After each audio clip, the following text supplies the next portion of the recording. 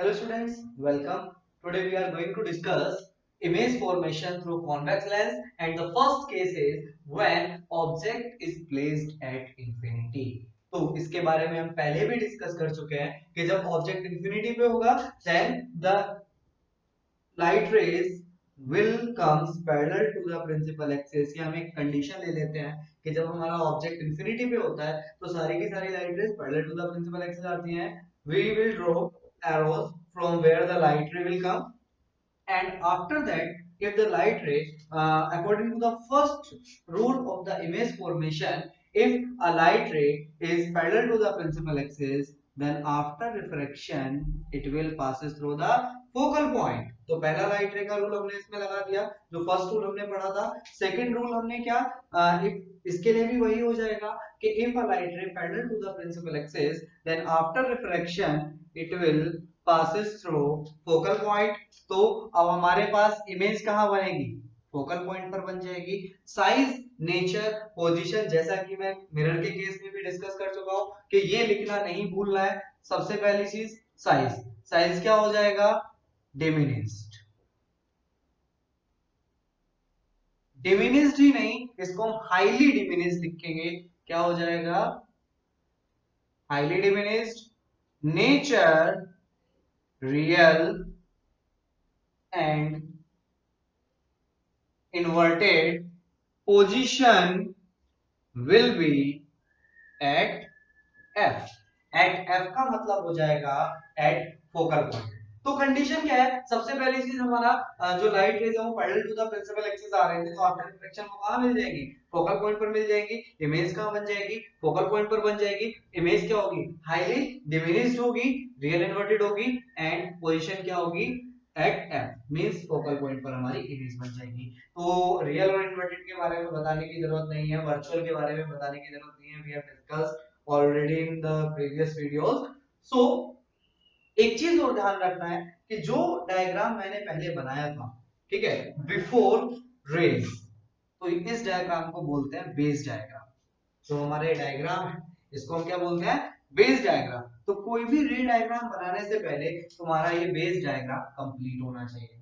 Is that clear, ठीक है। अब एक चीज और तुम लोगों ने देखा कि पहले ही केस में मैंने जो रिफ्लेक्शन दिखाया वो यहां से दिखाया, जैसा कि मैं एक बार पहले भी डिस्कस कर चुका हूँ कि जो लाइन हम मिडिल में बनाएंगे, जो ऑप्टिकल सेंटर से लाइन जा रही होगी, उसी के साथ हम क्या रिफ्रैक्शन शो करेंगे। इस चीज का ध्यान रखना। Now come on the second point. what will be the second, when the object is beyond focal, beyond the center of curvature, beyond C. Beyond C का मतलब है कि अब ऑब्जेक्ट क्या होगा, सेंटर ऑफ कर्वेचर से पहले रखा हुआ होगा। मींस जो ऑब्जेक्ट है वो हमारे पास अब यहां पर रखा हुआ है, कहां, सी से पहले, beyond the centre of curvature. तो beyond the centre of curvature की कंडीशन में हम क्या करेंगे, first we will apply the first law of image formation, and if a light ray comes parallel to the principal axis, then after refraction it will passes through the focal point। तो पहले case में light रे क्या होगी, focal point से pass हो गई। दूसरे केस में अगर मैं लाइट रे को ऑप्टिकल सेंटर से पास करा दूं, क्या वो सीधी निकल जाएगी, हमने पढ़ा हुआ है कि if the light ray passes through the optical centre then there will be no deviation in the light ray. तो सेकंड लाइट रे हम कहां से, ऑप्टिकल सेंटर से पास करा देंगे। बेटा ये लाइंस बिल्कुल स्ट्रेट होनी चाहिए। मेरे पास यहाँ पर अभी स्केल नहीं है इसलिए मैं इस तरह से ड्रॉ कर रहा हूँ। ये लाइन यहाँ से स्ट्रेटली पास होनी चाहिए। जब तुम लोग कॉपी में ड्रॉ कर रहे होगे, जैसा कि मैंने देखा है कि बहुत सारी कॉपीज में मिस्टेक आ रही है, तो ये कंडीशन नहीं होनी चाहिए कि लाइन हमने कैसे भी ड्रॉ कर दी। अगर नए डायग्राम में गलती हुई, रनिंग हैंड से तुमने बनाया, एग्जाम में मार्क्स नहीं मिलेंगे। मैं पहले से ये चीज डिफाइन करता हुआ आ रहा हूँ। तो ये लाइन, जितनी भी लाइन है सब स्ट्रेट होनी चाहिए। तो लाइन से जहां जाकर के कट किया वहां क्या इमेज बन जाएगी। इमेज का साइज क्या होगा, साइज डिमिनिश्ड होगा, size will be diminished. Nature क्या होगा, सेम होगा, रियल एंड इन्वर्टेड। और पोजीशन क्या होगा, position will be between C and F. C and F का मतलब हो जाएगा image image will be formed between focal point and center of curvature. तो अगर हमारा ऑब्जेक्ट कहां पर रखा है, बियॉन्ड सेंटर ऑफ कर्वेचर रखा है, then the image will be formed between focal point and centre of curvature. और बेटा एक चीज और ध्यान देना, जो मैं देख रहा हूं तुम लोगों की कॉपीज में, वो क्या कि ये चीज एरोज बनाना मत भूलना, ठीक है, ये चीज। और जहां इसने कट किया है वहां से ये परपेंडिकुलर डलेगा इस तरह से, ठीक है। तो ये गलती नहीं होनी चाहिए, वरना मार्क्स नहीं मिलेंगे एग्जाम में। Now next case is when the object is at C. So when we will place an object at center of curvature, then first light ray will be becomes parallel to the principal axis। तो पहली light रे हम parallel axis से। अब एक चीज और ध्यान देना बेटा, ऐसा नहीं है कि यहाँ से एक ही लाइट रे पास हो रही है, जैसा कि मैं पहले भी डिस्कस कर चुका हूँ कि हम केवल रे डायग्राम इमेज जो प्रैक्टिकली इमेजेस फॉर्म हो रही थी उनके लिए हमने कुछ रूल्स बना दिए, ठीक है। लाइट रेज को हम चलते हुए देखेंगे तो नहीं, यहाँ से लाइट रेज आ रही है, यहाँ से फोटोन जा रहा है, हमें चीजें दिखाई देती हैं। ये लाइट रे क्या, हम केवल इमेज रे डायग्राम को समझने के लिए बना रहे हैं, ठीक है, केवल इतना ही सिग्निफिकेंस इनका है। तो first light ray will be become parallel to the principal axis. तो आफ्टर रिफ्लेक्शन कहां जाएगी, after reflection it will becomes it will passes through the focal point. Arrows लगाना मत भूलना, ठीक। उसके बाद सेकंड हम कहां से, सेकंड हम पास करा देंगे ऑप्टिकल सेंटर से, या सिंपल अगर हम फोकल पॉइंट से पास करा दें, ये भी हम रूल अप्लाई कर सकते हैं, ठीक है। लेंस को हम यहाँ बड़ा करना पड़ेगा थोड़ा सा, अपने अकॉर्डिंग लेंस बना लेंगे, ठीक है। अगर कोई लाइट रे इस तरह से स्ट्राइक करती है, फोकल पॉइंट से अगर कोई लाइट रे पास हो रही है, तो वो after refraction it will become parallel to the principal axis, it will become parallel to the principal axis. Is that clear? तो जहां जाकर के मिलेगी वहां क्या बन जाएगी, इमेज बन जाएगी। और इमेज कहां बनेगी, एट सेंटर ऑफ कर्वेचर बनेगी, रियल बनेगी, इन्वर्टेड बनेगी, सेम साइज की बनेगी जैसे कि ऑब्जेक्ट है। या इसकी जगह हम ये भी कर सकते हैं, सीधा अगर कोई लाइट रे यहां से पास कराएंगे ऑप्टिकल सेंटर से, तो भी ये यहीं पर जाकर के मिलेगी, ठीक है। तो ऐसा नहीं है कि हम अलग अलग रूल्स अप्लाई नहीं कर सकते। मैंने यहाँ इस एक ही इमेज फॉर्मेशन में 3 रूल अप्लाई किए, वैसे 2 रूल अप्लाई करके इमेज बन सकती थी, मैंने क्या किया, केवल 3 रूल अप्लाई करके भी इमेज बनाई है। तो उसमें भी हमारी इमेज उसी पोजीशन पर बनी है जहां पर 2 रूल अप्लाई करके बन रही थी। तो इसका मतलब है कि हम कोई भी रूल अप्लाई करके बनाए लेकिन इमेज की पोजीशन चेंज नहीं होगी।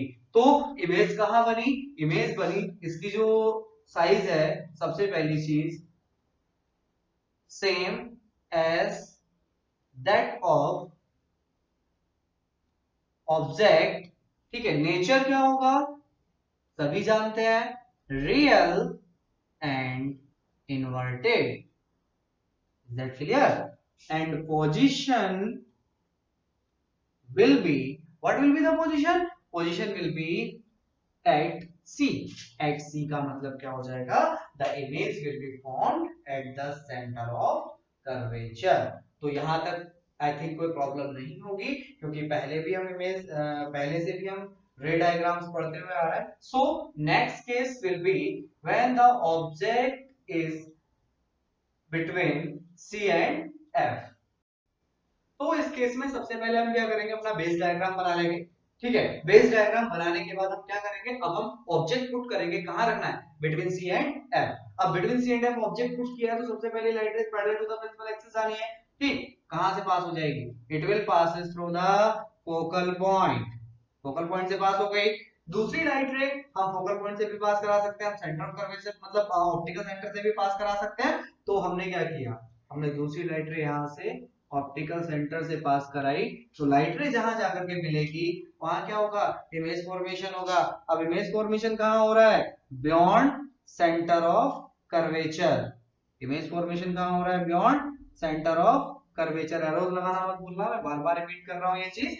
तो अब इमेज देखो ऑब्जेक्ट से बड़ी बन रही है ना, कंडीशन तुमने देखी होगी, जब हम जो हमारे पास मैग्नीफाइंग ग्लास होता है उसको जब हम इस तरह से रीड करते हैं, तो एक कंडीशन ऐसी आती है कि ऑब्जेक्ट उल्टे बनने स्टार्ट हो जाते हैं, फिर जैसे जैसे पास लाते जाते हैं तो ऑब्जेक्ट्स की जो ब्रेथ है, ऑब्जेक्ट का जो साइज है, जो वर्ड्स का साइज है, जब मैग्नीफाइंग ग्लास को पास लेकर के आता है वो इंक्रीज होता जाता है, तो वो कंडीशन क्या है बिटवीन सी एंड एफ। लेकिन इमेज अभी भी क्या है, रियल एंड इन्वर्टेड है। तो सबसे पहले हम क्या लिखेंगे, साइज। साइज क्या हो जाएगा, magnified. Magnified means the image will be greater, the size of the image will be greater than that of object. Nature, nature अभी तक सभी जानते हैं क्या होगा, real and inverted. पोजीशन भी सभी जानते हैं क्या हो जाएगी, position is equals to beyond centre of curvature on the opposite side of the lens. जितनी भी रियल इमेजेस बनेगी लेंस के अपोजिट साइड बनेगी, जिधर ऑब्जेक्ट रखा था उससे दूसरी साइड। ठीक है, अभी वर्चुअल के केस पर भी आ रहे हैं, अभी मैं डिस्कस नहीं करूंगा वरना कंफ्यूजन क्रिएट हो जाएगा। तो क्या यहां तक चीजें समझ में आई, डेफिनेटली आई होगी। ठीक है, अब हम आगे बढ़ते हैं, एक बार फिर से रिपीट कर रहा हूं, when the object is placed between C and F then the image will be form beyond center of curvature on the other side of the lens. Size of the image will be greater than that of object, means magnified, and nature real and inverted. So next case, अब देखो हम क्या कर रहे हैं, धीरे धीरे किसकी तरफ बढ़ रहे हैं, सेंटर ऑफ कर्वेचर से पोल की तरफ बढ़ रहा है, मतलब फोकल पॉइंट की तरफ बढ़ रहे हैं ना, फिर फोकल से पोल की तरफ बढ़ेंगे। तो वही कंडीशंस जो वहां पर कॉनकेव मिरर में आती थी वो यहाँ कॉन्वेक्स लेंस के अंदर आ रही है। ठीक है, आगे देखते हैं। तो हमारे पास नेक्स्ट फिफ्थ केस है, when the object is at F. हमने कहां रखना है ऑब्जेक्ट को, हमने अब फोकल पॉइंट पे रख देना है। ठीक है, ये लाइन ड्रॉ करना मत भूलना।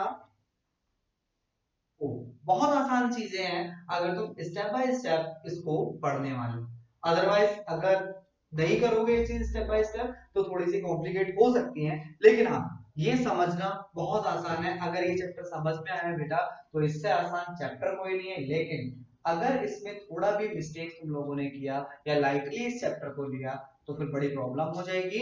चलो आगे बढ़ते हैं। यहां से हमारे पास क्या हुआ कि एक लाइन पैरेलल जानी है, कहां से पास हो जाएगी, सबको पता है, इतने सारे डायग्राम बना लिए हैं, फोकल पॉइंट से ही तो जाएगी। ठीक है, फोकल पॉइंट से पास हो गई। ठीक, now next is when the light ray passes through optical centre, तो ये क्या चली जाएगी, सीधी चली जाएगी। तो अब कंडीशन क्या हुई, क्या दोनों लाइट रे पैरेलल है, अगर लाइट रे पैरेलल है तो कहां मिलेंगी, इंफिनिटी पर मिलेंगी। तो इमेज कहां बन रही है, इंफिनिटी पर बन रही है। साइज क्या है, हाईली मैग्नीफाइड है। सबसे पहले मैं साइज लिख रहा हूं, क्या होगा, हाईली मैग्नीफाइड। साइज क्या होगा, हाईली मैग्नीफाइड होगा। नेचर क्या होगा, अभी तक जो चलता आ रहा था वही है, रियल एंड inverted.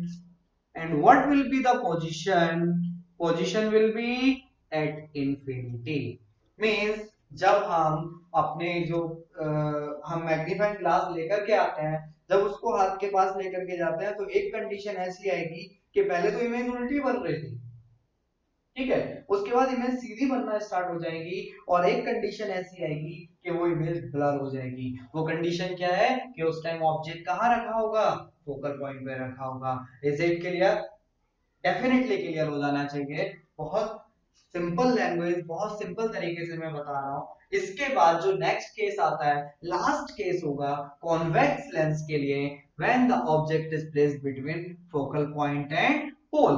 पोल और फोकल पॉइंट के बीच में जब ऑब्जेक्ट को हम रखते हैं तो सेम कंडीशन जैसे हमारा कॉनकेव मिरर के केस में आई थी वैसे ही यहां भी आएगी। चलो देखते हैं आगे। तो सबसे पहले हमने इस केस के लिए क्या ड्रॉ किया, बेस डायग्राम ड्रॉ किया है। ठीक है, बेस डायग्राम के बाद हमने ऑब्जेक्ट रख दिया है। ऑब्जेक्ट, हाँ लास्ट एक चीज और बताना चाहूंगा, ऑब्जेक्ट को हमेशा नोटेट करना, जैसे मैंने यहाँ ए और बी लिखा है तो इससे ऑब्जेक्ट का हेड क्या है, ऑब्जेक्ट की टेल क्या है वो तुम्हें पता चल जाएगा। ठीक है, first light ray goes parallel to the principal axis, कहां से पास हो जाएगी, सबको पता है फोकल पॉइंट से पास हो जाएगी। ठीक है, तो फर्स्ट लाइट रे when passes when it will become parallel to the principal axis then passes through the focal point। तो जो लाइट रे है अगर वो पैरेलल है प्रिंसिपल एक्सिस के तो कहां से, फोकल पॉइंट से पास हो गई। Second light ray optical centre से पास हो रही है, तो वो क्या है? मैंने देखो यहाँ पे मेरे को तीसरा रूल याद करने की जरूरत नहीं है, सारे के सारे रे डायग्राम मैंने दो से बनाए हैं। फर्स्ट लाइट रे goes parallel to the principal axis and second when the light ray passes through the optical center। ये दो रूल यूज करके सारे के सारे रे डायग्राम बना सकते हो, बिल्कुल भी टफ नहीं है। तो हमने क्या किया, अब देखो अगर हमने एक चीज पढ़ी थी, after refraction or reflection, if the light rays converges then the real images will be formed and if the light rays diverges then virtual image will be formed। वो कैसे? इन्हीं दोनों लाइट रेज को जब हम पीछे ले जा करके कहीं मिलाते हैं, ठीक है, तो इमेज कहाँ बनती है? ये इन दोनों को जब हम पीछे ले जाकर के मिलाएंगे तो कहीं इमेज यहां जाकर के बनेगी लाइक दिस, तो यहां बन जाएगी इमेज। इन दोनों लाइट रेज को जब पीछे ले जाकर के मिलाओगे तो इमेज बन जाएगी, मैंने इसको ए डैश बी डैश नाम दिया, ठीक है। तो ये क्या बनेगी? वर्चुअल इमेज बनेगी ना, वर्चुअल है और इरेक्ट है, तो जब हम बिटवीन एफ एंड पी होते हैं ना, तो इमेज क्या बनती है? Virtual, erect and magnified. तो सबसे पहली चीज साइज क्या होगा? मैग्नीफाइड, ठीक है। नेचर क्या होगा? Virtual and erect, virtual and erect, ठीक है। साइज नेचर हो गया। अब आता है पोजीशन। पोजीशन क्या होगा? Position will B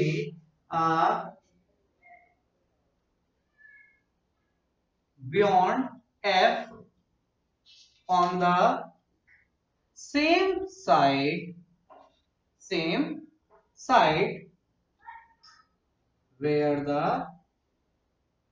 object is placed। मतलब इमेज उसी साइड बन जाएगी जिस साइड ऑब्जेक्ट को प्लेस किया गया है, और कैसी बनेगी? Virtual, erect and magnified. तो ये थे हमारे सारे के सारे image formation for the convex lens. Next module या नेक्स्ट वीडियो लेक्चर में हम लोग डिफाइन करेंगे image formation by the help of concave mirror, concave lens and rules magnification, ठीक है। मैग्निफिकेशन और वो सब मैं अगली वीडियो में डिस्कस करने वाला हूं। तो कुछ बेसिक चीजें और देख लो। रे डायग्राम्स बनाते टाइम सबसे पहली चीज ऑब्जेक्ट का प्रॉपर ध्यान रखना है, कहां पर हमें ऑब्जेक्ट रखना है, किस तरीके से प्लेस करना है, मतलब चीजें क्लैरिफाई होनी चाहिए रे डायग्राम में। रे डायग्राम जितने ज्यादा नीट एंड क्लीन होंगे उतने मार्क्स मिलेंगे। एंड बेटा listen one thing very carefully, if I found any रे diagram wrong in your notebook then I will cut it down। Is that clear?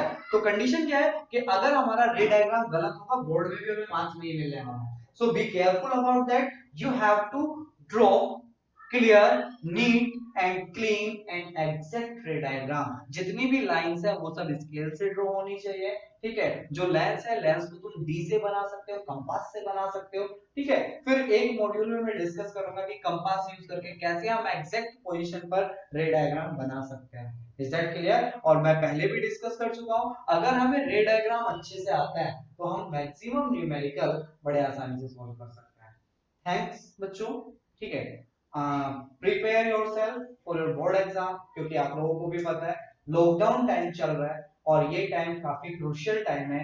जितना अच्छे से अपनी स्टडी को इसमें कर पाओगे, जितना लॉयल्टी के साथ अपनी स्टडी तुम लोग इस टाइम में करोगे, ठीक है, उतना तुम लोगों का ही फायदा होगा। We are making our efforts, ठीक है, we are doing the very tough job here, so you have to be also, तुम्हें भी करना पड़ेगा। That clear?